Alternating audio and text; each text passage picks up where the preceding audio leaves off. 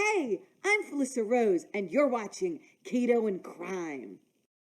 Level of a 16-year-old driver involved in a deadly chain reaction accident was 3 times the legal limit. But the boy has not been arrested, even though the slew of anticipated charges were listed on the accident report, including 4 counts of intoxication manslaughter.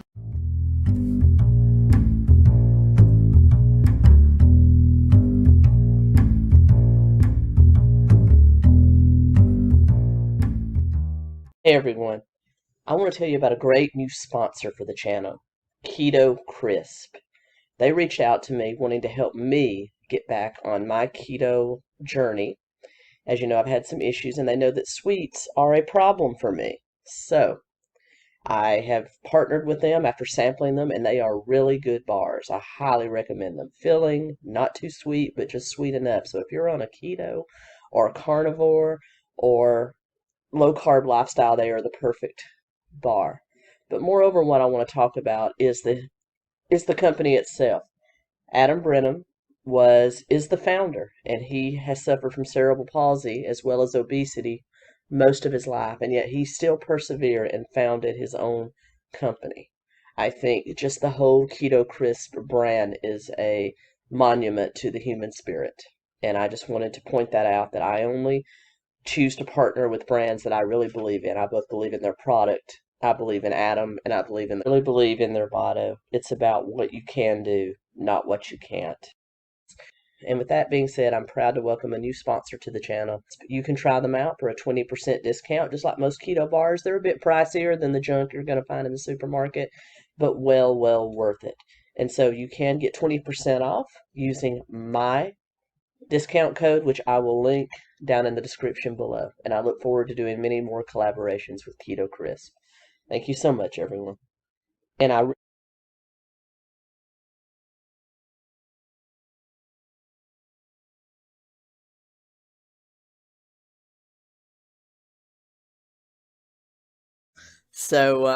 back, and today we're going to get into the Affluenza Teen, Ethan Couch, pictured here for those of you watching on video. This case made national headlines when it occurred back in 2013 through 2015, and coined the term affluenza, which basically means too rich to know right from wrong. America, right? Let's get into it. Ethan Couch was born April 11th, 1997, to Tanya and Fred Couch, Tarrant County, Texas. Fred was the owner of a very successful sheet metal business. Tanya was a homemaker. This was both of Ethan's parents' second marriage. Tanya did have a daughter from a previous marriage, whose testimony will come into play later on in the trial. But by all accounts, a very upper middle to very wealthy family. They owned several homes, several vehicles. Basically, Ethan raised himself by all accounts. Tanya and Fred had their own run-ins with the law. They also were known to drink, use drugs. Basically, Fred was kind of a workaholic as well. So basically, the kids, both Tanya's older daughter and Ethan, lived in this huge house in Texas and basically raised themselves. Not a whole lot going on. In fact, they allowed Ethan to start driving at the ripe old age of 13. For any of you those hearing noise in the background, that is my pit bull, Jack, snoring.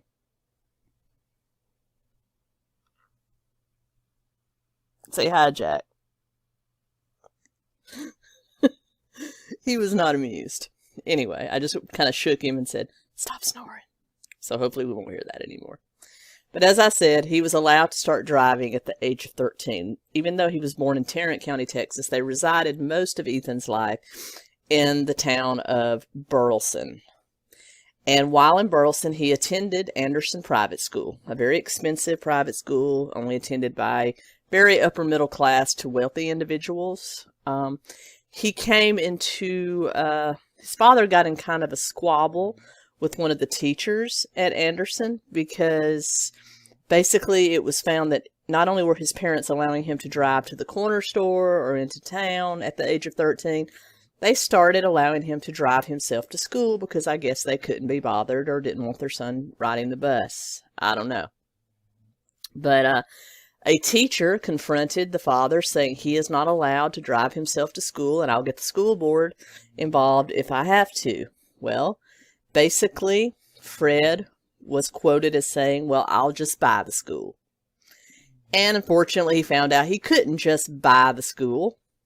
So he pulled his son out over not being allowed to drive at the age of 13 and enrolled him in a homeschooling program. But unfortunately, part of the component of homeschooling is you actually receive schooling at home. Neither Fred nor Tanya had the time or patience to do that, so this boy just simply ran amok and had a tutor that would help him pass the standardized tests that are required for a homeschooling program. Because even though you're homeschooling, there is some testing involved that you have to pass by a qualified service. So they were helping him do that, even though this boy was not receiving hardly any schooling at all. By the time he was 16, he had quit that correspondence homeschooling program and was taking basically general education classes at a local community college. So this child was basically studying to get a GED by all accounts. Great parents, these two. At the age of 15, Ethan was arrested and charged with a minor consumption of alcohol and minor possession of alcohol when he was caught outside a dollar store in Burleson, drunk, urinating in public against the wall of the store, while a passed out, intoxicated 14-year-old girl was in his parked Ford bright red F-350 dually pickup truck. A 15-year-old with that kind of vehicle. I wish I had that kind of vehicle. And I'm 45. Good Lord. What's going on in Burleson, Texas? Anyway, Tanya was called to the scene. She and both children were released into their parents' care. He pled no contest, which basically as a minor means he doesn't admit guilt, but doesn't fight it either. He was sentenced to 8 hours of community service and compulsory alcohol awareness classes. Now, by Tanya's own admission, they never completed the community service, but he did take the alcohol awareness class, and they actually kept this arrest and conviction secret from Father Fred. Ethan had a lot of training up as a future criminal, though. Both parents were convicted of several misdemeanors and lowercase felonies. In 2013 and 14, Fred had been charged with criminal mischief, writing bad checks, assault, and was even arrested when he impersonated a police officer, badge and all, at a disturbance call. In 2013, Tanya was sentenced to a $500 fine and a 6-month community service when she was convicted of reckless driving by using her vehicle as a weapon, forcing another vehicle off the road. So Ethan had a lot of training in how to use his vehicle as a weapon, I suppose. Again, it's not a crime to be a bad parent, though I think it should be. But this is the background this young man had, and absolutely was running wild.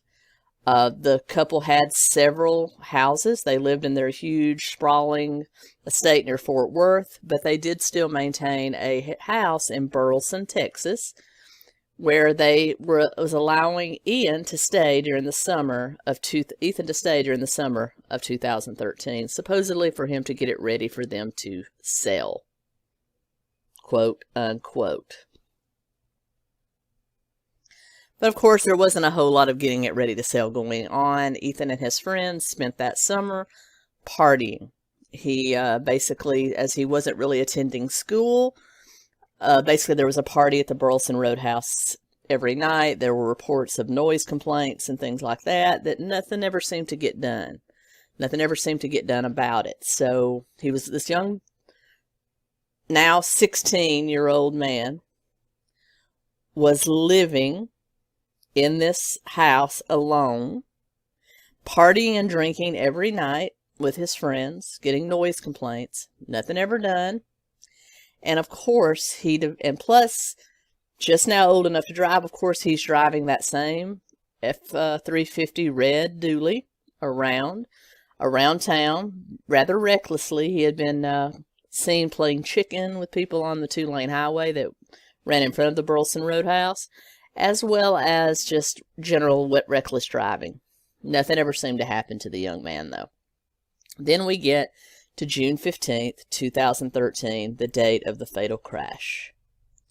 Earlier in the night, the red 2012 F-350 dually, owned actually by his father Fred, though he drove most of the time, was seen speeding up and down Burleson Road at 70 miles per hour on a 40 mile per hour zone. The teenagers were observed at the local Walmart about 3 hours before the fatal crash, which happened at 11 p.m., actually stealing cases of beer. There was a big party going on at the Burleson Roadhouse. They needed more alcohol, so they actually went and stole it, and come to find out, that's how they were getting most of the alcohol they used for their parties. They were stealing it. So they stole several cases of beers and went back, drank the beer, continued to party. The one girl at the party that was not drinking said that she needed to run up to the convenience store to get a snack.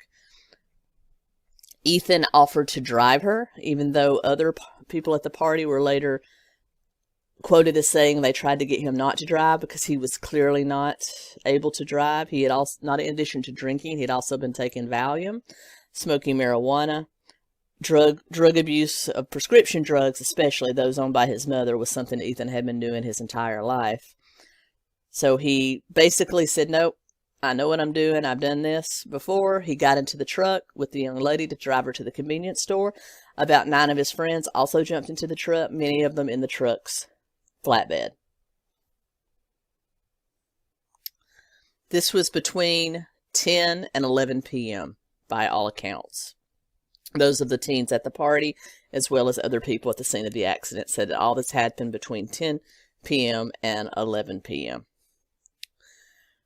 The victims of this tragic accident, for those of you watching on video, they're here to your right, my left. You had Brianna Mitchell, pictured here in the red dress. You can easily Google these, and for those of you listening on Thought Crime, and find these pictures. Brianna Mitchell was a 24-year-old college student working as a catering assistant. On this evening, she had just finished working a catering event and was on her way home along Burleson Redder Road between 10 and 11 p.m. Up here you have Eric Boyles, his wife Holly, and his daughter Shelby. The Boyles lived in on Burleson Road. The accident took place right in front of their home. Shelby was a college nursing student on home for summer break. The three had just finished watching a movie and eating fried chicken, which was Shelby's favorite dish, and were about to retire for the evening when they heard a crash out in front of their home. They immediately went out and found Brianna Mitchell's white SUV crashed on their side of the road onto their neighbor's large mailbox, one of the mailboxes that are covered with brick, one of those large, like you can't destroy it type mailboxes. Her SUV had veered off the road and crashed into it. All accounts said that she had not been drinking. She was coming home from work and had evidently either been too tired and dozed off momentarily while she was driving, or potentially, because the SUV was so mangled, they really couldn't tell, potentially there was a tire blowout or something else that caused her to veer off the road and strike the mailbox. She was, of course, visibly shaken. Immediately, Eric went in to call the police while Holly and Shelby went out to see if they could help the very frightened young lady. Brianna used Shelby's cell phone to call her mother to come get her, as well as Father Eric already calling the police to respond, and a tow truck. So they stood out there with her talking, trying to calm her down until her mom got there. Also, about 2 miles down the road at the McConnell house, there was a graduation party going on for a group of seniors at a local church. Brian Jennings, pictured here with one of his daughters, for those of you on video, was the youth pastor at that church and had helped organize the party. In fact, all the tables and chairs had come from the church, and the McConnells had graciously allowed them to use their home that included a pool to have this graduation party. The party was ending, so Brian, his son Evan, and the McConnell's son Luke packed up all of the white folding chairs and tables into the back of Brian's white pickup truck to take them back to the church. And they were also on their way down Burleson-Retta Road from the other direction at around 11 p.m. on June 15th. They arrived at the scene of Miss Mitchell's accident, and Brian pulled over, telling the kids to remain in the truck. He was going to see if he could help, and he went back to see if he could be of some assistance to the people standing out in front of the SUV. Also mentioned on this page was Sergio Molina. Now, there were lots of victims of this accident, but many of them did not have super serious injuries, and they went on to fully recover. The four we've just talked about were killed. Sergio Molina was permanently disabled. He cannot speak, cannot walk, and this is him down here to the lower right. He was riding in the back of the truck that was driven by Ethan Couch. All right. 11 p.m., the Boyles finish watching their movie. They hear a crash outside their home. They run out to investigate. Holly and Shelby went down to help the victim of a one-car accident, the white SUV driven by Brianna Mitchell. The SUV is pictured here after it was, again, struck by Ethan's truck. But they went down to see if they could help. Eric moved back inside to call the police. They allowed Brianna to use Shelby's cell phone to call her mom, and they stood out there and waited for her. In the meantime, getting closer to 11 p.m., Brian Jennings, driving this white pickup truck here, filled with tables and chairs from the church graduation party, on his way back to the church to return them, sees the one vehicle crash and stops to help. He tells his son Evan and Luke McConnell, the son of the people hosting the party at their home, to remain in the truck. He was going to go see if he could help. He immediately leaves and goes out and joins the Boyles and Miss Mitchell in front of her SUV as it's slightly off the road. Now remember, her SUV had veered off the road. It wasn't just stopped in the road. It had veered off for whatever reason, either a mechanical failure or she fell asleep, and it had veered off and struck the Boyles' neighbor's mailbox and was in the ditch in front of their home. Mr. Jennings pulled his truck up. He pulled ahead of them and kind of backed up and was sitting in front of the SUV, also more in the ditch than on the road, with his caution lights on, ran back to see if he could help. All right. 11 p.m., Ethan Couch and his friends in the 2012 Ford F-350 Dually racing down the two-lane road towards the Boyles' house. Garrett Ballard, who was another teenager in the back of the truck along with Sergio, said that he was screaming for Ethan to slow down. He had easily crossed 70 miles per hour in a 40 mile per hour zone, was playing chicken with cars in the other lanes, kind of swooping over and then moving over at the last minute before they collided. Was by all accounts driving recklessly, tooting the horn, just boys going crazy. He was screaming for him to stop. Garrett said he looked ahead and saw one or possibly two vehicles parked on the side of the road. Ethan was veering so far over towards the ditch, he was afraid they were going to strike. He told Ethan, please stop. He said that that's the last words he spoke, because about that time, the truck did veer over into the ditch. It struck Miss Mitchell's SUV.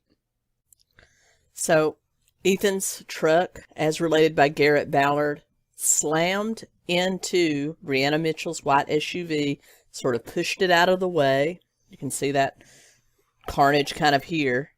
It then struck Brianna Mitchell, the Boyles, and Pastor Jennings, catapulting and killing them instantly, and then slammed into the back of the white pickup truck owned by Pastor Jennings, careening it further up the road with the two boys inside.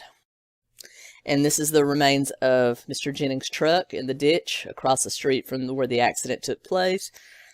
And Ethan's truck, because once it hit, it went airborne, turned a complete 180, then back over another 90 degrees, and landed top down in the yard of the lot next to the Boyles' house. About that time, Eric Boyles, who was still inside calling the police, said he heard what could only be described as a sonic boom, which shook his entire house. He immediately ran out to see what was happening and saw the carnage all around him and ran immediately to look for his wife and daughter.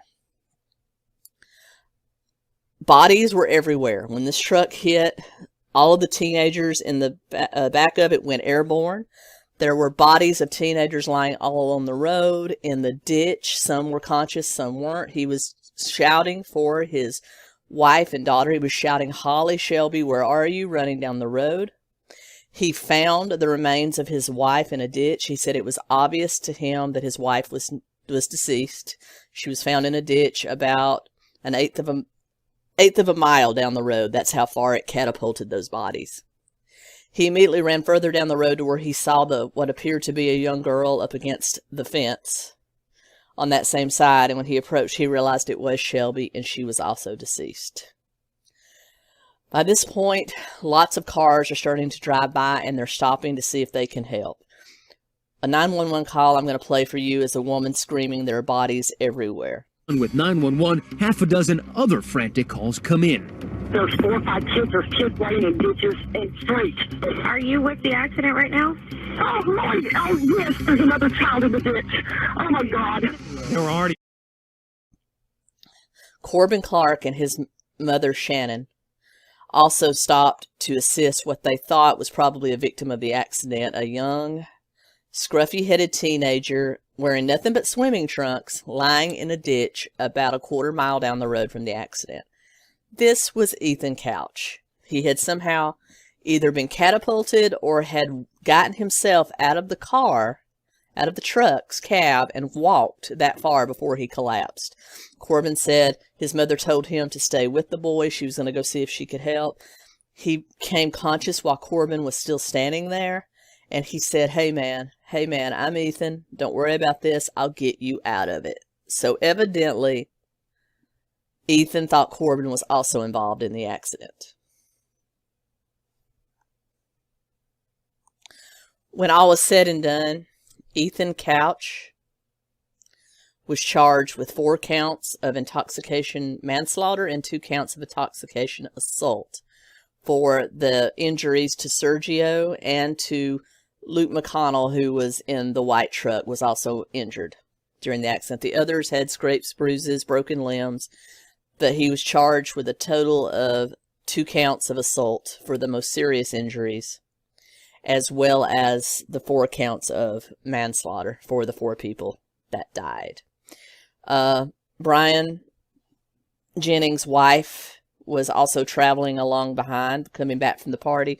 She pulled up with her 3 children in the car, saw that her husband was involved in the accident, found him. A man was already administering CPR, but it was obvious that he wasn't going to pull out of it. Brianna Mitchell's mother also arrived to be told that her daughter was deceased. Once it was all the dust cleared, 4 people were dead, 2 had been seriously injured. The trial dragged on, as you can imagine. It finally got going December 2013, where the defense attorney brought in by the Couches hired Dr. G. Dick Miller, because of course his name was Dick, to testify on Couch's behalf. Miller claimed that Couch's wealthy upbringing, the history of recklessness put forth by his parents, had made him incapable of knowing right from wrong. He thought his behavior was just status quo. And at that point, he termed the term affluenza, meaning affluency and virus put together, affluenza. And it was coined to describe people that are so rich, they think they're above the law. And he said that as a result, that it wasn't the boy who was still a minor, he was 16 at the time. It was not his fault. It was the fault of his parents. But because bad parenting isn't a crime, his parents were not charged either.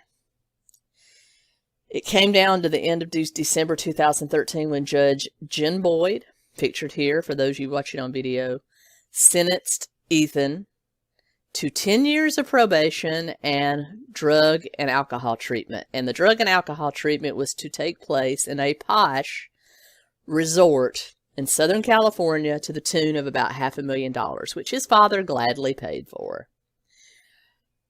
This pretty much ended her career. She did not run for re-election, as you can imagine, because people were so outraged.